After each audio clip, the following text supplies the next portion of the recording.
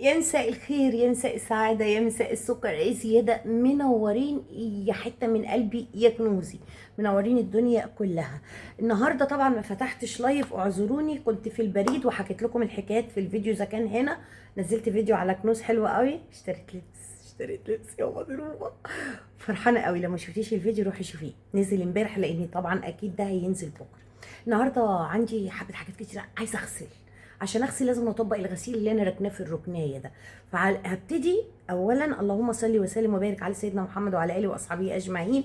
والسلام عليكم ورحمه الله وبركاته. اهلا ومرحبا بكم اعزائنا المتابعين في بيتكم التاني سما منصور دردشه في الحياه.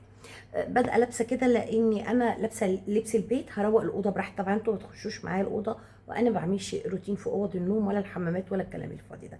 اخرنا مع بعض الحاجات اللي بره، الصاله، المطبخ، السلم، الجنينات بره، الغسيل بننشر سوا.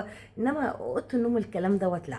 فانا هروق الاوضه بتاعتي واطبق الغسيل، فلملم الغسيل بقى على اللي هنا، وانقض بقى الفواتح مع بعض، احطهم والغوامق مع بعض، واشطب المطبخ. عايزه اشيل البوتاجاز من مكانه واغسله من جوه يا جماعه، منهاره انا نفسيا كده قاعده منهاره. عايزه عشان انضف البوتاجاز بقى تنظيفه حلوه، اجره بقى من مكانه واشطب الدنيا كلها واروق المطبخ ترويقه جميله كده. الصاله نوعا ما زي الفل. الاكل عندي بطاطس في الفريزر، بجد حطاها صينيه كنت عاملاها والجو حر فحطيتها في الفريزر، وعندي كمان رز معمول، فهنسخن الاكل اللي عندنا ومش هنطبخ النهارده. لاني خلاص تعبت من الطبيخ. انا نفسي بقى رايحه لايه تخيلوا؟ نفسي رايحه لجبنه قديمه وبطاطس محمره، تخيلوا.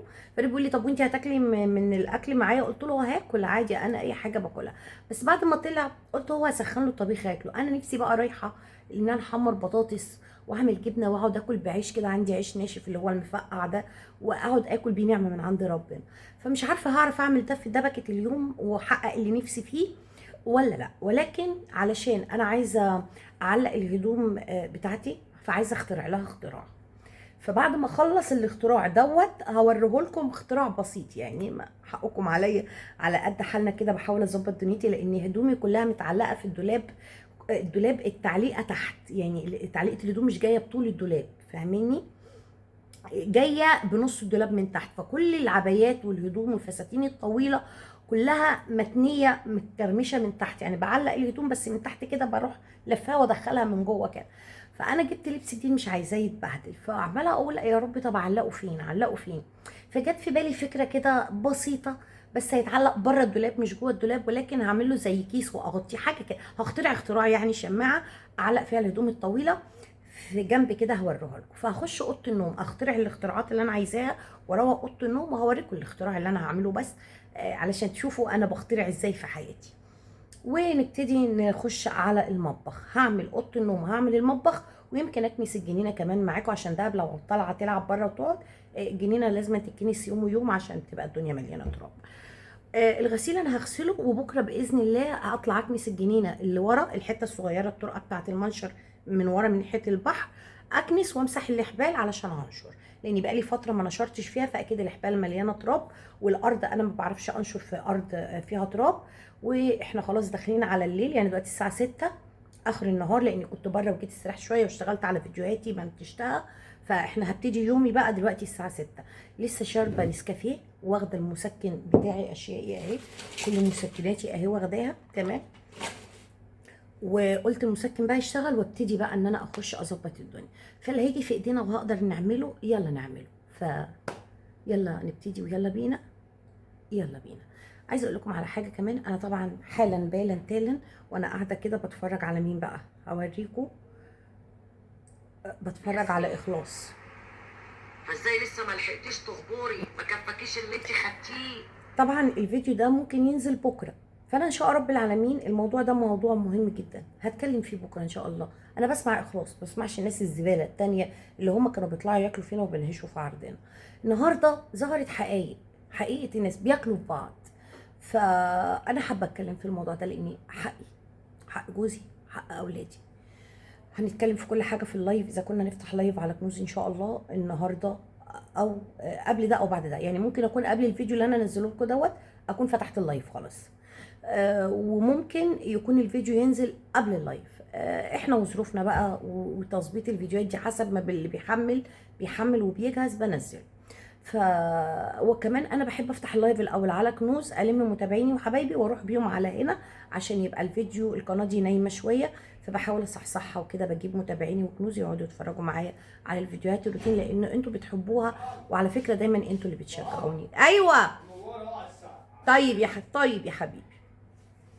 انتوا حبيتوا اليوميات وبتحببوني، بتدوني باور وطاقه ان انا كل يوم اشتغل واقدم لكم كل ما في يومي. واذا كنت رحت على البحر معاكم حقيقي، لما باخدكم وبصور البحر الدقيقه والدقيقتين فعلا دول اللي بخرجهم معاكم حقيقي. انا في البيت بقول لكم، انا في البيت خرجت رحت كده جبت حاجه من السوق باخدكم، حتى لو لقطات صغيره، بيبقى يومي ماشي معاكم تبقوا عارفينه ماشي ازاي. الحلوه والمره مع بعض، فاستحاله ان انا اعمل حاجه واخبي عليكم. جبت لبس، فرحانه جبت لبس، ربنا يدينا ويرزقنا جميعا. انا كان نفسي اشتري حاجه على ذوقي، عارفين طبعا في ناس كتير تبعت لكم حاجات، ولكن في اوقات ممكن تكون ضيقه. جالي لبس كتير يا جماعه بس ما جاش على قدي. مثلا ادي لاخواتي، ادي لولاد اخواتي اللي اصغر مني، ادي لام زياد بحبها لانها اخت ليا انا بحبها قوي. وهي ست ذوق ورقيقه، واللبس اللي بيجيني لبس جميل وقيم وغالي، فهي رفنوعه جميله كده. فبلوزات عندي مثلا ضيقه، عبايات ضيقه. انا بقى عايز اشتري حاجه، انا لازم اقيس، انا تخنونه، فكل بيبعت لي يا حبايبي ربنا يا رب يكرمه ويصلح حالهم. اللي بصراحه كانت بتجيب لي لبس مظبوط المضروبه حنان حبيب ربنا يديلها الصحه والعافيه. وكانت بتجيب لي لبس غالي، بتجيبه لي من لازار، اسمه لازار حاجه زي اللي هو اسمه لازورد حاجه زي كده، يعني ماركه، يعني ربنا يصلح لها الحال. كمان همسه حبيبه قلبي ربنا يا رب يديها الصحه والعافيه وتعود بالف سلامه، وحشتني قوي قوي المضروبه. وكمان حنان حبيبه على فكره يا جماعه والله وحشتني. المضروبه همس وحشتني قوي قوي قوي قوي. يا رب ربنا يصلح لهم الحال ويهديهم ويصلح حالهم ويعودوا ويرجعوا كده ينوروا القناه. فكمان همسك كل حاجه جايباها لي من الماركات. الهي ربنا يستركم دنيا واخره يا رب، تتستروا كلكم جميعا دنيا واخره، ويجعل القليل في ايدكم كتير، ويجعل الحزن ما بينكم يتقلب الى سعاده وراحه بال، ويبعد عنكم وعن اولادكم اي حاجه وحشه، ويديكم الصحه والعافيه وما يحوجكمش لحد ابدا، لا حبيب ولا عدو. احنا ربنا كده يكمل حياتنا كده معانا بالستر والصحة، وما نتحوكش ولا نتقل ولا حد يشيل فينا ولا يحط فينا. ربنا يسترنا ويستركم فوق الأرض وتحت الأرض ويوم العرض عليه.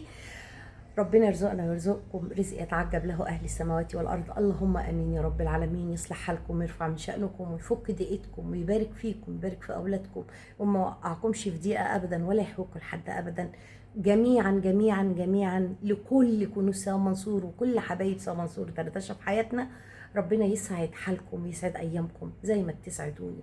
لايكات مهمه قوي قوي بترفع الفيديو. عايزه القنوات تكبر، وانتوا اللي هتكبروني، وانتوا اللي هتقفوا في ظهري، وانتوا اللي هتخلوا القناه تبقى كويسه، وانتوا اللي بتصلحوا بتساعدوا في اصلاح حال بمشاهداتكم يا جماعه، بمشاهداتكم بلايكاتكم بكومنتاتكم. انتوا اللي بتساهموا في دخل الرزق في بيوتنا، دي حقيقه من بعد رب العالمين. ربنا مخصصكم كجنود ان انتوا تتابعونا. يمكن بنقدم حاجه بسيطه، ما احناش بنقدم حاجه واو، بس يومنا بيتنا حياتنا يعني. هنحب نقدم لكم ايه غير اللي احنا فيه؟ يعني هنضحك عليكم، هنغشكم، هنقدم لكم حياه مزيفه؟ لا، هي دي الحياه، هي دي الدنيا، راضيين بيها وحمدين ربنا في نعمه. الف حمد والف شكر. نفسي ابص على الشقه اللي فوق واروقها وحياتكم، بس خليها بكره بقى. بكره اطلع ابص عليها كده لو فيها حبه ترتيبات وحاجات نعمل فيها روتين، فخلينا نعمل فيها روتين بحيث ان لو اي حد جالنا فجاه تبقى نظيفه ومترتبه، لاني انا ما طلعتش شفتها بعد الناس ما مشوا، فما اعرفش اذا كانت اتروقت ولا ما اتروقتش. انا عايزه احط لمستي انا فيها، ارتب كويس، امسح بتطول، اشغل بخور، ارتب السراير حلو، لو في حاجه في المطبخ تتظبط، الحمام لو في حاجه يتظبط. طبعا انتوا عارفين كل ست بتحب تنظم بيتها بطريقتها. طبعا ده بيتي فوق، بأجره، هو لسه لسه ما تأجرناش غير يومين والله ب1000 جنيه والله العظيم يعني، ويمكن كمان البواب اخد منهم جزء يعني، من ساعتها لسه ما اتأجرتش. كل اللي بيجوا اخواتنا وحبايبنا ينوروا الدنيا، واهلي وناسي دايما مشرفيني، ويا رب كل اهلي وناسي يجوا واشيلهم في عيوني يا جماعه. لما حد بيجي له اهل انا ببقى فرحانه، اصل انا بلدي القاهره، انا هنا مغتربه. يعني ايه مغتربه؟ يعني هنا ماليش عيله وناس واهل. لما اهلي بيجوني بفرح، الناس كلها هو اهلي عندي، عيال عمي واخواتي وعيال عماتي، ويعني الشباب لما جم كلهم كان ابن عمتي وابن عمي، وعمي ده جه لوحده من غير عياله اللي هو جه من يومين بعياله، واخويا الكبير واخويا الصغير. بصراحه الاهل بتشرف يا جماعه في اي مكان، وانا بفرح قوي باهلي. انا بحب اهلي، بحب ناسي، ونفسي كل اهلي يجوا يتبسطوا ويغيروا جو ويقعدوا ويبقوا يعني اهلي ظروفهم. خليني اتكلم في الحدود الضيقه، مثلا اخواتي مثلا، يعني علشان كنا نطلع مصيف، انا اللي دايما كنت بطلع مصيف اسبوع اسبوع واخدهم معايا، احجز في شغلي، ابقى حاجزه غير شغلي لو ما طلعش ليا قرعه او نصيب في القرعه، بروح برضو. كنت بنزل 6 اكتوبر وكنت باجي هنا اسكندريه. انا بعشق اسكندريه اصلا. فطبعا لما سكنت هنا بقول لاخواتي تعالوا تعالوا، يعني هتصيفوا ببلاش يعني، وبيت فريد فيه خير والله العظيم. اقول لهم هاتوا هدومكم وتعالوا. وارد تبقى تكلفه، وارد يبقى ضغوط، بس خليهم يتبسطوا، ما بيخرجوش، ظروفهم ضيقه، لا بيفسحوا عيالهم ولا بيودوا عيالهم في حته، ولا العيال من اذا كان شغل اذا كان مدرسه للبيت يقعدوا في الشارع. العيال حابين يخرجوا، عايزين يجوا بحر. فاقعد بقالي سنين والله بقيتي معاهم، وبقول لهم تعالوا هاتوا اولادكم غيروا جو، هتقعدوا ببلاش بدل ما كنا نروح بندفع الوفات في المصيف ونعمل ونسوي ونجيب اكل ونشيل ونحط. هاتوا هدومكم وتعالوا. واللقمه اللي هناكلها ربنا بيبارك في اللقمه، حبه رز زياده بتمشي وبتتدبر، ولكن يتبسطوا يغيروا جو يفكوا عن نفسهم. انا بحب اهلي وبحب ناسي يا جماعه، بحبهم قوي، سندي وظهري وعزوتي. اللي ملوش خير في اهله مش هيبقى ليه خير في اي حد، اعرفوا كده. الاهل، الاهل دي الصله اللي لازما بني ادم يبقى ليه خير فيها. لو ما كانش ليه خير في اهله وناسه استحاله يبقى ليه خير في اي حد، لا زوجه ولا ابن ولا متابعين ولا جيران. اللي ليه خير في ناسه واهله دايما الخير جواه والكرم جواه. وبيت فريد ده مليان كرم وخير، يا رب دايما بيته مفتوح بحسه، فيه الخير كله، فيه الحاجات كلها. حتى لو ظروفنا صعبه بنلاقي ربنا بيكرمنا، وهو ما هوش بخيل، بيكرم اي حد يخش بيته. اي طلبات يا فريد عايزين يقول لي حاضر، يا فريد زود حاضر، يا فريد هات لنا فاكهه حاضر، يا فريد هات لنا حاجه ساعه حاضر، يا فريد بكره عايزين نعمل مثلا فراخ مشويه اعملي حاضر. يعني ربنا يحضر له الخير ويرزقه ويسعد حاله ويفرح ببناته يا رب، ويرزقه رزق علشان يقف جنب ولاده ويتشرفوا كده بيه، ويجيب لهم احسن الحاجات اللي هم محتاجينها. دعواتكم لينا، وزي ما بتدعوا لنا اكيد في ملائكه بيقولوا لكم ولكم بالمثل. عشان كده بحب ادعي لكم كتير قوي قوي، لان كل دعواتي بترد ليا زي ما بتيجي ليكم من قلب صافي اقسم بالله. واللي بيطلع من القلب بيخش للقلب. لو الكلام ده ما دخلش في قلبك خلاص انت حره، اعتبريه مش حقيقي. دخل في قلبك انا بقولها لك والله بنفس راضيه وصافيه، كل دعواتي من القلب ليكم. انا احبش اكون منافقه، واللي بحس من جوايا ان انا متضايقه منه انا وشي بطلع. انا يا جماعه انا هجوميه، يعني اي حد بيزعلني بطلع اقول على طول. انما غير كده اللهم لك الحمد، صافيه من جوه لكل الدنيا كلها. طولت على المقدمه قوي، بس يمكن كانوا حبه كلام عايزين يتقالوا. يلا بينا نشوف انا هنعمل ايه. طبعا هخترع الاختراع في الاوضه واروق الاوضه واظبطها واوريكم انا عملت اختراع ايه في الاوضه، وبعد كده بقى نبقى نخش المطبخ مع بعض ونشوف هنعمل ايه مع بعض. يلا بينا. طولت حقكم عليا، بحبكم قوي قوي. يلا بينا. يلا بينا. ياه على دول كانوا يومين ايه يا ولاد، وانا ما بعملش حاجه في حياتي. يا على غدا بقى تقول لي يا سوسو انت بتجيبي المواعين دي منين؟ انت بتجيبي مواعين الجيران كمان معاكي. بصوا بقى انا عايزه اقول لكم يعني انا اتجننت يا ولاد، سوسو اتجننت يا ولاد. بس عايزه اقول لكم والله العظيم ما في احلى من انت تروقي بيتك. احنا نعمل ايه في الحياه؟ حياه مستفزه وممله يا اختي، كل يوم اللي بنصبح فيه بننام فيه. المطبخ ما بيخلص يا مضروبه، ما بيخلص. بتاع اللايك يا حبيبه قلبي. انا يا اختي بقى قلت يلا بقى نظافه شامله. والله ما اعرف نظافه شامله في ايه، ما بركحش انا، ما انا لسه عامله روتين زي الفل. ابدا ابدا ابدا. انا قلت ايه، مش عارفه، قلت اغسل اروق اطبق الغسيل واروق اوضه النوم واخترع فيها اختراعات. عملت ايه بقى؟ جيت عندي شماعتين اللي بيتعلقوا ورا البيبان، نعلق عليهم اذا كان هدوم لسه جاي من بره مش عايزين مثلا هلبسها تاني، جاكيت كده كده كده. رحت واخده الاتنين، علقت واحد ورا باب الاوضه بتاع اوضه النوم، وكان عندي شماعات اللي بتتحط عليها الطرح، اللي هي الشماعه اللي تلاقوها كذا دور كده، كذا كذا علقه في بعض يعني. فرحت معلقه بقى فيها الطرح بتاعتي. انا كان عندي مشكله في طرحي وعباياتي الطويله بفساتيني الطويله باللطق من الايه اللي هي ليها دريسات طويله. الدولاب عندي شمعته من نصه وهو فكل الهدوم الطويله متنيه، مفيش رفه شماعه بطول الدولاب بحيث ان انت تعلقي كل فساتينك تبقى مستريحه. انا حاطه جوه كمان مكتبه، جيت في جنب المكتبه كده من ناحيه رجلين السرير اللي هو بتاع فريد، جنب المكتبه، رحت من فوق خالص معلقه فيها الشماعه، ورحت مدخله من ورا الشماعه كده بلوزه عندي قديمه، بلوزه طويله قديمه تمام. اتبهدلت وانا كنت ببيض فجاه عليها ابويا ركنتها. ورحت بقى ماسكه كل عباياتي وفساتيني علقتهم في العليقه اللي في جنب المكتبه، ورحت قافله عليهم البلوزه كانهم بقوا بقى ايه يعني متقفل عليهم عشان ما يتبهدلوش يعني. فرحت عامله لهم زي كاني البلوزه دي كفر، رحت ايه قافله لماها بعد ما علقت كل بقى اطقمي الطويله كلها. جت لحد اخر طرف السرير يعني فاهمين، اخر المرتبه يعني، فكلها مفروضه الحمد لله بطولها، مفيش اي مشكله ومش مضايقه حاجه في السر، لان هي في جنب الدولاب جنب المكتبه. هبقى اوريها لكم في مره يعني، لان انا نسيت اوريها لكم هنا في التصوير، فاخدت وقت على ما عملت الاختراع ده وطلعت بقى الهدوم. لما دخلت عملت كده بقى قلبت الدولاب كله، فقلت الدولاب كله بقى عايز يترص من اول وجديد.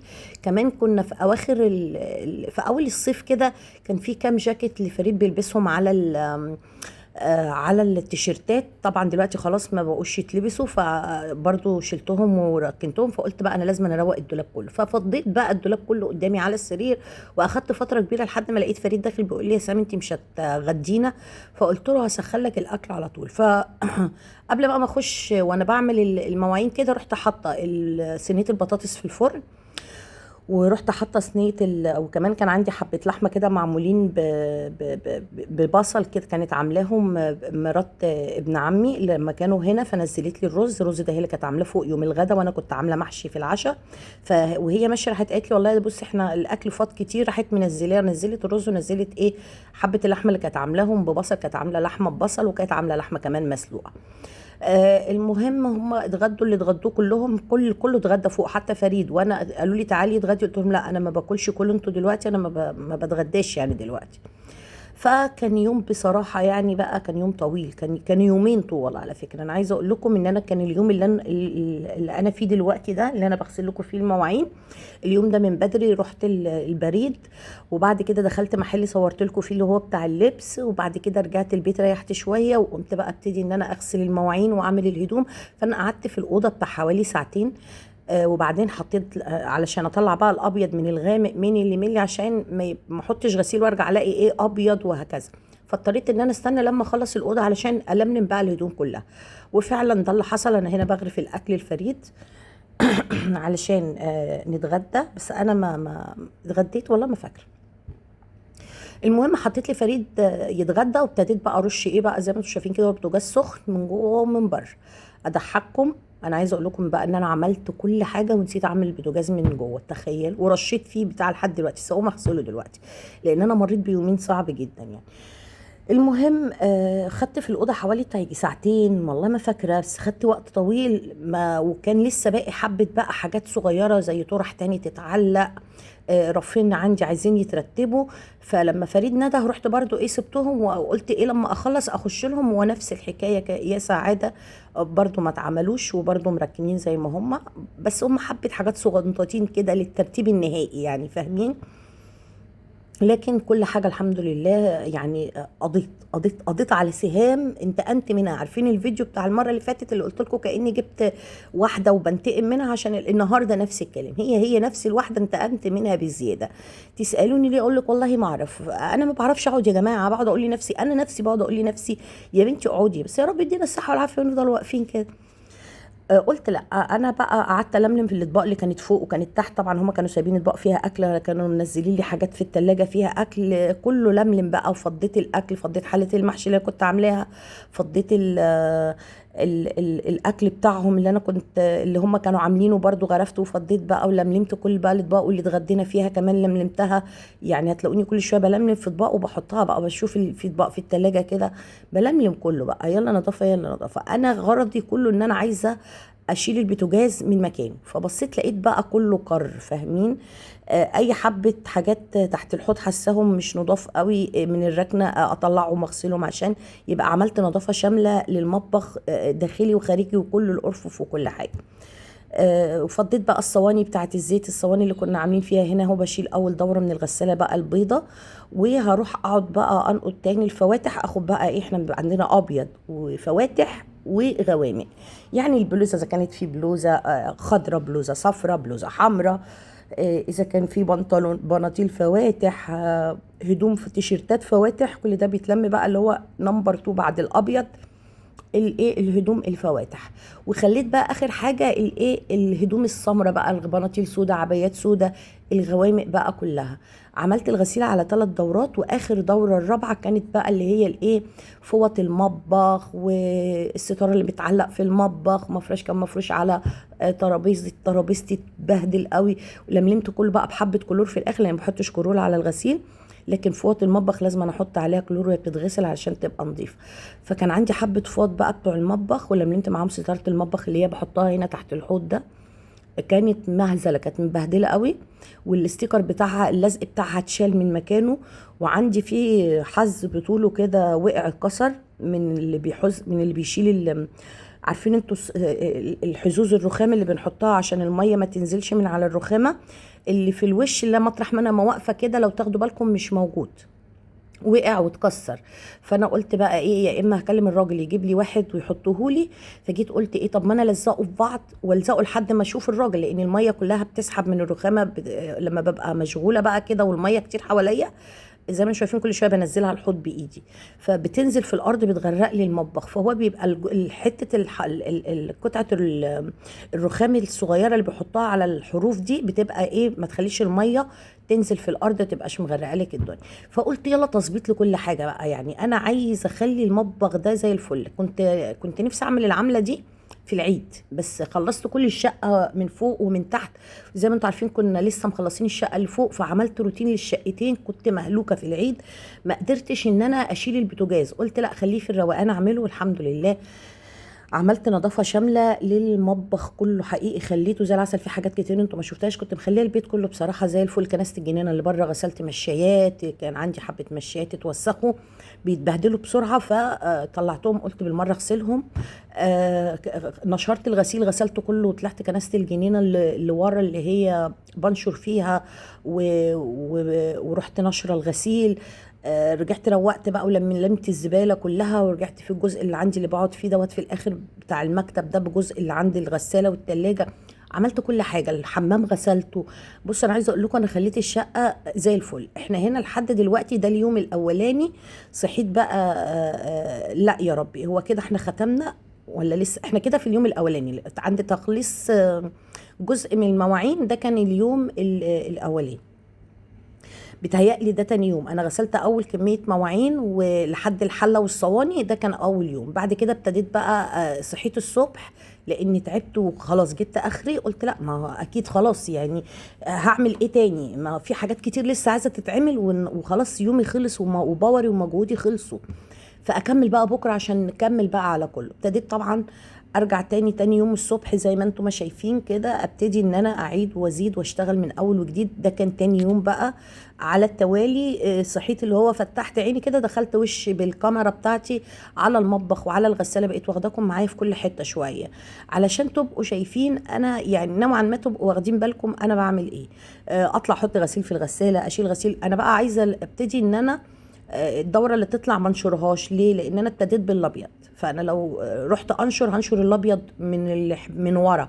انا عايزه اخلي الغوامق في الحبال من ورا والفواتح من قدام. فقلت لا خليني اغسل ال3 دورات على بعض، وبالمره برضو اطلع اكنس الجنينه وامسح الحبال، وابتدي بقى هيبقى ايه في وشي على السبت الغوامق. ابتدي انشر الغوامق من ورا، ما ينفعش انشر قدام وارجع انشر من ورا، لاني انا الحبال عندي من فوق، انا ما بنشرش على بلكونه، فاستحاله تنشري الاول من قدام وترجعي تيجي تنشري من ورا، هتتلخبطي والغسيل هيبهدلك لانك هتضطري تخشي من وراه، غير لما تبقي بتنشري على بلكونه فانت بتبقي الحبال من تحت وانت اللي بتبقي متحكمه. فوارد اول دوره تطلع عندك تنشري على الحبال الاولانيه واللي يطلع من وراه وهكذا. لكن لما بتبقى الحبال عندك في دور ارضي لازم تبتدي الحبال تنشري من ورا مش من قدام، لانك من قدام هيخيلوكي وهتتعبي بزياده والغسيل هيشبط فيكي وتضطري تخشي من ورا، تخشي من ورا الغسيل تنشري في الحبال اللي ورا. لا لازم ان يبقى الغوامق في الوش في الاول عشان ابتدي اخد الغوامق وانشر من ورا الاول.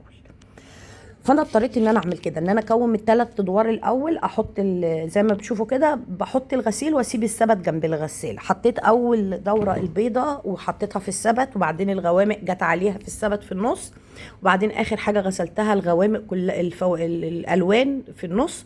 وبعد كده خدت الغوامق كانوا في الاخر، كنت بقى شطبت البيت، وكان اخر حاجه كنت بنشر هتشوفوا كل حاجه. دلوقتي قلت له تعالى بقى يا بوتاجازي، لازما يعني اجيب اخرك. انا عايزه اقول لكم يعني عملت روتين حلو قوي قوي تشجيعي جميل هيعجبك، بس النبي يا اختي النبي ارفعي لي اللايك، ما يبقاش بعد العذاب اللي انا فيه ده ما تحطيش اللايك.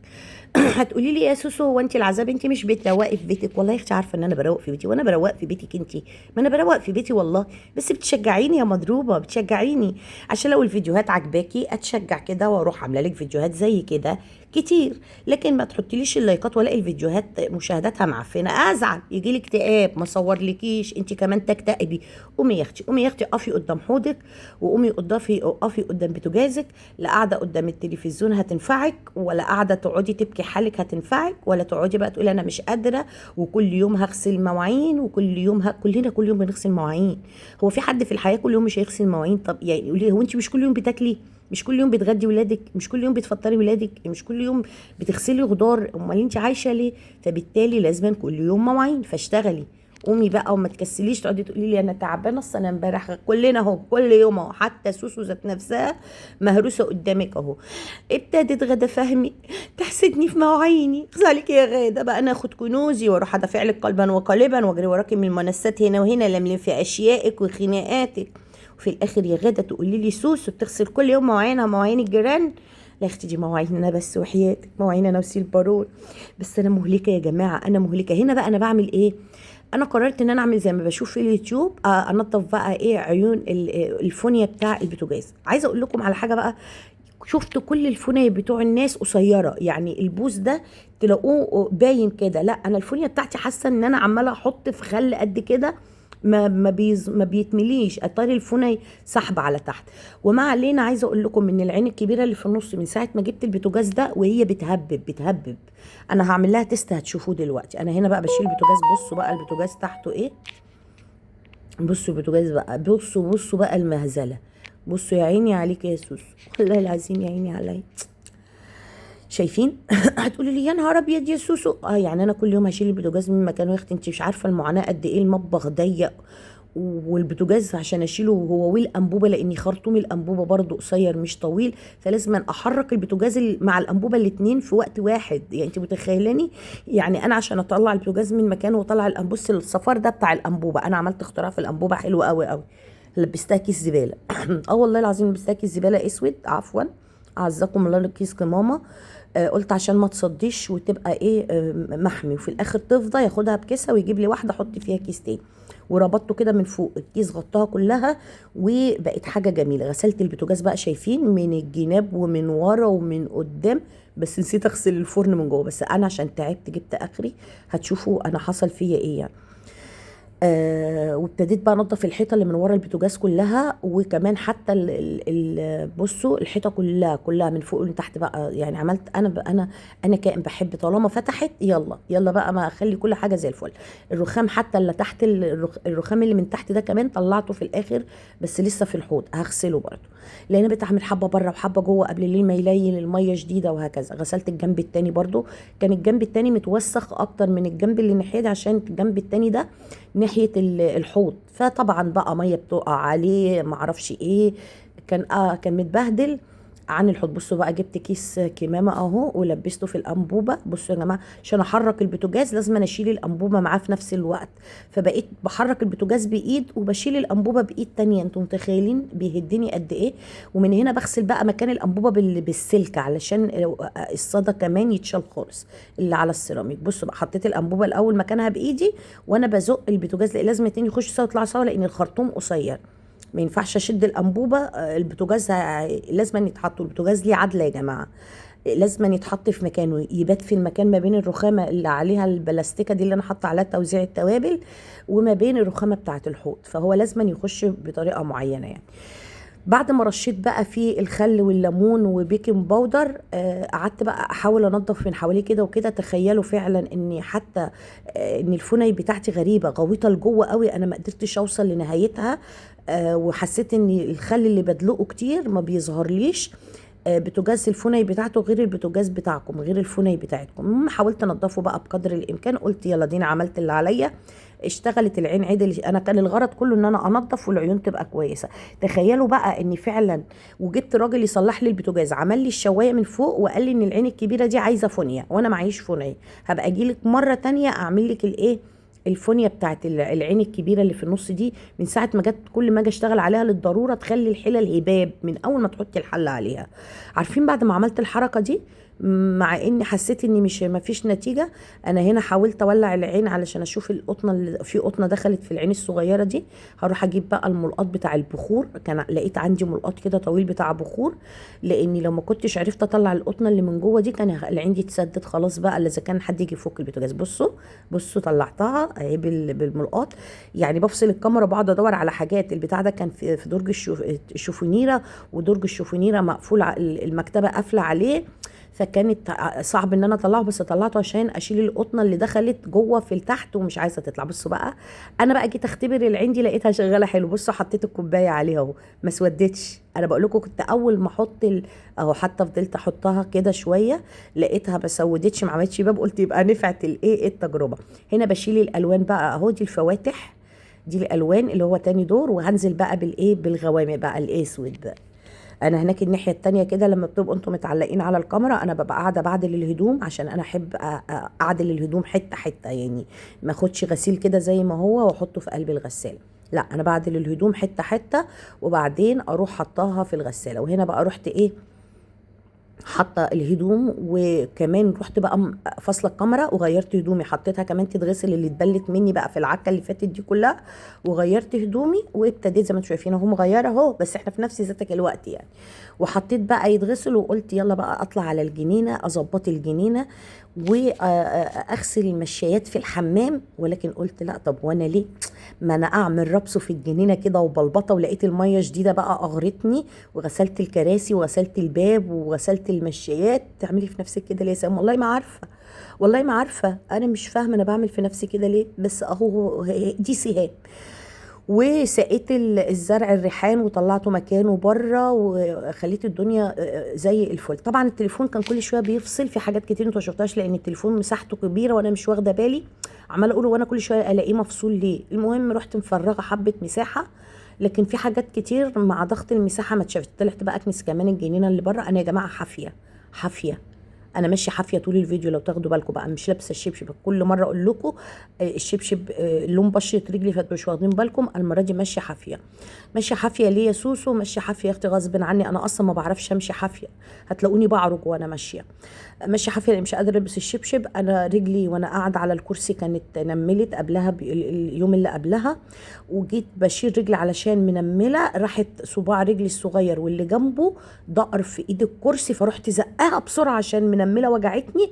ف وش صباع رجلي تقولوش اتكسر، جات له كدمه. المهم انه ورم وزرق. وبعيد عنك بقى جيت ادوس عليه ما قدرتش ادوس عليه، قلت انام يمكن ايه. انا نسيت عماله اسال يا رجلي وجعاني ليه بالليل، لان انا حكيت لكم الحكايه على كنوز لخبطت. لما جيت احاول افتكر انا صباع رجلي ايه اللي جراله، لخبطت لكم الحكايات. لما بعد كده جيت اقوم بقى بالليل احط عشاء الفريد ومعرفش ايه، وابتدي اقف في المطبخ لقيت رجلي بتوجعني، وانا عماله اقول هو صباع رجلي ده واجعني من ايه. انا نسيت اني كانت لما رجلي منمله، يعني اللي هو عملت رجلي كده وهي منمله. طبعا انا نسيت لما رجلي فكت وابتديت جيت اقوم، انا من كتر ما انا ما بنسى فانا نسيت هو صباع رجلي ماله واجعني ليه. ابص على رجلي لقيت وش رجلي من عند صباع الصغير وارم ومزرق. وبعيد عنكم مش قادره لا البس شبشب ولا قادره ادوس عليه، وانا لابسه الشبشب بتوجعني اكتر من وانا ماشيه حافيه. وانا ماشيه حافيه بتوجعني وبزك على رجلي بس من غير بعيد عنكم ما احط الشبشب في رجلي. انا طول الوقت ببقى حابه الشبشب في رجلي، حتى وانا قاعده على الكرسي، وانا قاعده الصبح بشرب قهوتي وانا قاعده انا الشبشب في رجلي ما بيسيبش رجلي. ما بعرفش امشي حافيه. عارفين لما اجي ادوس مثلا حافيه، لا رجلي بتوجعني ما اقدرش امشي حافيه. ولكن لما جيت الصبح بقى صحيت ورم زياده، وافتكرت هو ايه اللي جرى بقى فيه. فانا طبعا يا جماعه بغسل السجاد من غير ما انتم ما تشوفوني، لاني ببقى قاعده على ركبي، لاني اللي بغسل بيها السجاد فرشه صغيره مش فرشه كبيره. انا طول عمري بغسل بالفرشه اللي في ايدي دي، مش الفرشه اللي عامله زي المقشه. عمري ما جربت اللي عامله زي المقشه، ما اعرفش هعرف اشتغل بيها ولا لا، بس طول عمري بغسل بالصغيره. فانا فصلت الكاميرا، غسلتهم كلهم، وبعد كده شطفتهم قدامكم زي ما انتم ما شايفين، وابتديت اركنهم عشان يتصفوا، ونطرتهم على بعض عند السور اللي نازل على باب شقتي، على باب الشاليه في سور صغير، رحت حطاهم كلهم على بعض. قلت لهم بقى براحتكم، انشفوا براحتكم، انا مش محتاجاهم دلوقتي يعني، مش محتاجه غير واحده او اتنين منهم، واحده للمطبخ، واللي خلتني اغسل كل دوت بتاعه المطبخ. لملمت بقى كل اللي انا كنت مركناه، واحده في المطبخ، واحده بحطها على السجاده في دخله الشاليه اللي هي قدام الرخامه، اللي بيتحط عندها الكرسيين بتوع الرخامه الخشب الطوال دول، عشان اللي داخل من باب الشاليه اللي داخل الشقه بيدوس على السجاده بيبهدلها، فبحط واحده على السجاده بحيث ان يتداس عليها هي اللي تتبهدل يعني. فشلتهم بقى كلهم، غسلتهم. اللي كانوا بيتحطوا تحت رجلي اتحطوا في ما بين الغساله، عند الغساله والتلاجة، اللي بيتحطوا في اوضه النوم، اللي بيتحطوا في دخله باب الشاليه. كنت حاطه واحده، هما كذا حته صغيرين كده زي ما شفتوهم. غسلتهم بقى كلهم، حتى المشيات اللي بتحط قدام باب الحمام اعزكم الله، قدام باب اوضه النوم بتاعتي كده. بصوا بقى خليت بصوا نطرتهم كلهم هنا اهم. طبعا الكادر ده جه سريع. حتى كنست بره، انا ما مسحتش بره، انا مسحت جوه بس كنست بره. بصوا بقى الجنينه بقت زي الفل. وجيت بقى طبعا انا دايما بنضف فوق جوه بره الاول، علشان نازله هنا، نازله عامله واطيه يعني. طبعا الميه اهي نزلت، كنست وهمسحها برضو. ورجعت على فكره بعد ما خلصت مسحت تاني السجاد، صفى بقى الميه برضو، وقفت على الدرجه الكبيره دي برضو، ورحت بقى ايه مطوقه في الاخر يعني. وطوقت الجنينه لاني ما كنتش مطوقه الجنينه، ولقيت كل اللي داخل ايه لسه منديه، لسه فيها ميه يعني ما نشفتش قوي. فكل دخل لي ولدين يسالوني على حاجات لفريد، ينسى النضاره يبعت لي ولد، يجيب حاجات يبعت لي حد من الشارع. فالعيال داخلين طالعين هارسين الجنينه. رحت بقى لما بعد ما خلصت يومي كله تاني وجيت بقى اقعد، لقيت في ميه كتير نزلت من الايه في الحته اللي انا فيها دي بالظبط، مطرح ما كانت الشرشوبه هنا حالا. لقيت عامله ميه كتير بقى، السجاد صفى براحته فعمل ميه كتير. رحت بقى ماسكه الجنينه كلها مطوقاها بالاول، ورحت طالعه على داخله على السلمتين دول، لملمت الميه والدنيا بقت زي الفل. هنا عشان اقول لكم كاميرا بتفصل، انا كنست ولميت الزباله، بس جيت لقيت الكادر مش شغال، فرحت فاتحه لكم الكاميرا قلت لكم انا كنت بكنس يعني. انا ده كان مليان زباله زيه زي الجنينه اللي بره واكتر، لاني بقالي فتره ما اتعملش. ولقيت حتى كمان جيراننا نظفوا الباقي اللي كان فيه تراب لحد اخر الحاجه هنا، لا لقيتهم شالوا التراب كله بسم الله ما شاء الله، نظفوا الدنيا ورتبوا الحاجه بشكل احسن. كانت الحاجه طالعه كتير كده وحديد طالع منها، ما تعرفيش تعدي للجنينه بره. وهنا كان بقى خلصت يومي، وخلصت ناحيه المطبخ، ومسحت المطبخ، ومسحت الطرقه اللي انا بقعد فيها، الجزء اللي انا بقعد فيه ناحيه مكتب البارون، ومسحت مكتب البارون، وغسلت الحمام، والبارون لبس وخرج. وابتديت بقى ان انا بصوا بقى ابتدي زي ما اللي انا بقوله لكم اهو، ان انا لازم الغوامق تكون قدامي الاول علشان انشر في الحبال من ورا. هنا انا كنت بتكلم مع البارون، كان بيسالني انت سرقتي مني فلوس؟ قلت له اه يا حبيبي سرقت منك 200 جنيه. لو سمحتي يا سهام ما تاخديش فلوس الا لما تقولي. قلت له يا حبيبي ده انا بسرقك مش باخد، عشان اقول لك انا هنا بسرق، بس لما انت تكتشف السرقه يعني ربنا يبارك في سرقتي من البارون، دايما بسرقه دايما. طالما بتكتشف السرقه انا اعترف على طول. فكنا قاعدين بالنادي يقول لي ما تاخديش حاجه من جيبها لما تستاذن. قلت له وانا يا راجل وانا واحده غريبه استاذن؟ بصفتك ايه تمدي ايدك في جيبي؟ رحت ضحكه قلت له بصفتي ايه؟ حيلا مراتك حيلا. بصفتي ايه؟